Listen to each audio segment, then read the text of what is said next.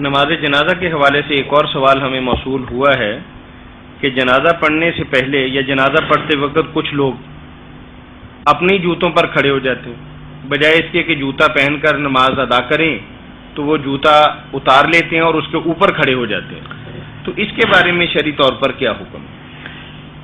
اس کے بارے میں یہی کہا جا سکتا ہے کہ وہ لوگ جو ہے نا وہ عقل سے خالی ہیں، دماغ میں معلوم ہوتا ہے ان کے نا بھیجا نہیں ہے کہ اگر انہوں نے سمجھا تھا کہ جوتا ناپاک ہے تو پھر اتار کر اس کو الگ کرتے، اس کے اوپر کھڑے ہونے سے کیا فرق پڑا؟ شاید وہ اندر سے تو پاک ہی ہوتا، اوپر تو شاید پیشاب وغیرہ کی چھینٹیں پڑی ہوں، یہ کیا انہوں نے عقل کا کام کیا کہ اوپر پاؤں رکھ لیے؟ باقی اتارنے کا تکلف کرنے کی ضرورت نہیں، اگر کھلے میدان میں نماز پڑھ رہے ہیں اور آپ کو تسلی ہے کہ یہ جوتا پلید نہیں ہے، پلید بھی جوتے جو ہو جائیں ان کو پاک کرنے کا وہ طریقہ نہیں جو کپڑے یا بدن کا ہے کہ دھوتے پھریں۔ حضور نے فرمایا اگر کچھ چیز لگ جاتی تو آگے جو مٹی آتی ہے جب وہ لگتی ہے تو اس سے پاک ہو جاتا۔ شریعت نے رعایت دی ہے، یہ نہیں کہ وہ پلیدی نہیں لگی، رعایت دی کہ لوگ تنگ نہ ہو۔ فرمایا اگر مسجد میں آؤ جوتا اتار کر دیکھ لو، اگر کچھ لگا ہوا تو زمین پر رگڑ دو اور پھر اس پر نماز پڑھ لو۔ اس کو صرف رگڑ دینا ہی کافی سمجھا گیا، دھونے کی ضرورت نہیں۔ تو میدانوں میں اتارنے کی کیا ضرورت ہے؟ جبکہ مسجد نبوی یا دوسری مسجدیں جب کچی تھیں اس وقت تو ہاں مسجد میں بھی لوگ جوتے ساتھ میں نماز پڑھ لیتے تھے۔ حدیث پاک میں آتا حضور کو لوگوں نے کئی مرتبہ دیکھا آپ نے جوتا اتار کر نماز پڑھی، کبھی پہن کر پڑھی، دونوں طرح سنت۔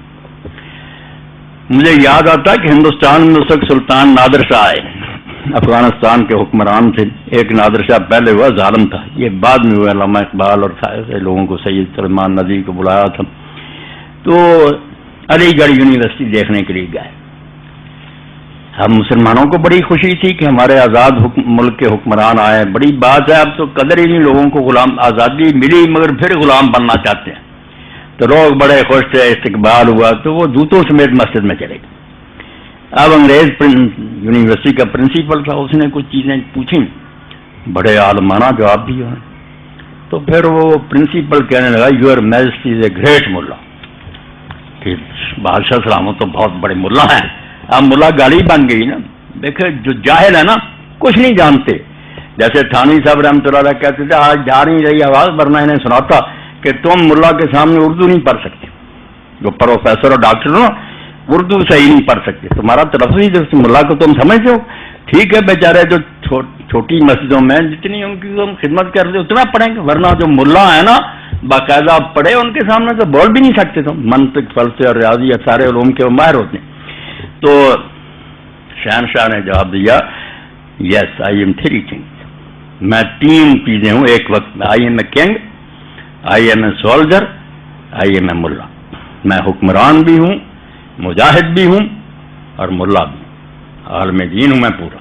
یہ ہے اصل مسلمان حکمران کی بات۔ جوتے کی تو جوتے سمیت ہی چلے گئے، ہمارے لوگوں کے لیے تعجب تھا کہ مسجد میں چلے گئے۔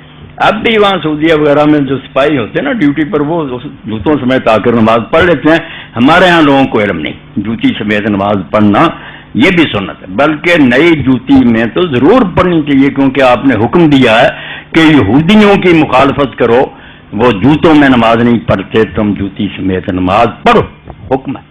اس لیے کبھی جب نئی جوتی لیں تو پڑھ لیا کریں تاکہ یہودیت کا خاتمہ ہو۔ جی جزاکم اللہ خیر۔